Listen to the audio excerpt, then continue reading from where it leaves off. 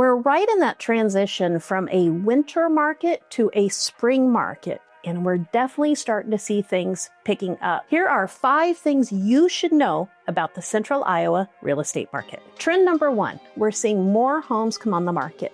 Every spring is when we see more homes come on the market.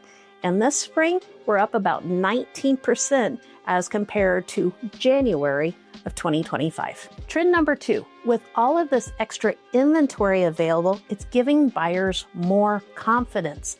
And with that drop in interest rates, we're definitely seeing that translate to closed sales. In fact, looking back over last year, the number of homes sold is up 2%. Trend number 3, even with all these new homes coming on the market, we still don't have enough homes for sale.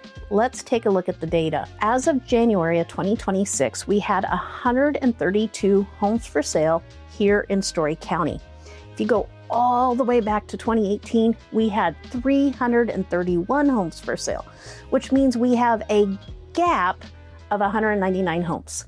The reason I bring this up is I hear people talking about a market crash. Well, in order to have a market crash, it's kind of like Econ 101. It's supply and demand. Well, in this case, we've got a lot of buyer demand and not enough homes for sale. So we would have to double, almost triple the number of homes for sale just to meet the buyer demand out there. And that is what is driving up home prices and keeping Central Iowa homes a great place to live and to invest. Trend number 4, with the strong buyer demand and limited supply, it's continuing to put pressure on home prices. And in fact, if you look over the last 12 months, home prices have appreciated around 5. And that's just a little bit higher than average. If you go all the way back and you look like 20, 25 years out, our average is around 4%. So if you're a geek like me, you'd kind of like those numbers. But for everyone else, you want to know what that means to you. So here's a couple things we're seeing. With that drop in interest rates, we're hovering around 5.75, 5.9 for well-qualified buyers. This means that more buyers are getting into the game.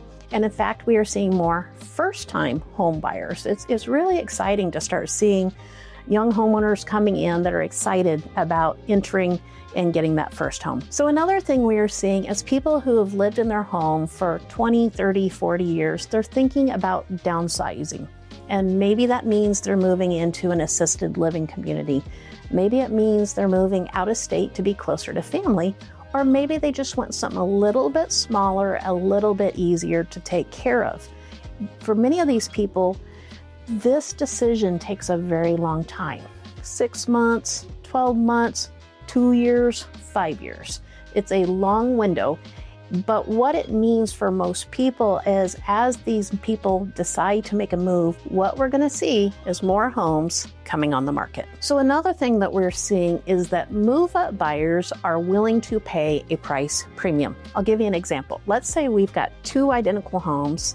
They're both 25 years old, and one's got older carpet and older paint and maybe older appliances, and the other one has all of those that's updated. So what this means is that move-up buyers are willing to pay a premium for a home that's move-in ready, and those other homes that don't have the updates, 2 things are happening. 1, they're taking a really long time to sell, and when they do sell, that are a heavily discounted price. One of the things we're seeing is more negotiations. We'll see it a couple of different ways. First, the buyers are more likely to put in a lower offer. They want to throw something out and see if it sticks. Maybe they'll negotiate, and if they can get a price they like, they'll take it. If they don't, they'll just keep looking for the next home. Another thing we're seeing is negotiations to have the seller pay for things like closing costs or buyer agent commissions. And lastly, the thing that I'm really feeling is more optimism in the market. We're seeing that with our first-time buyers. We're seeing it with our sellers that are moving on.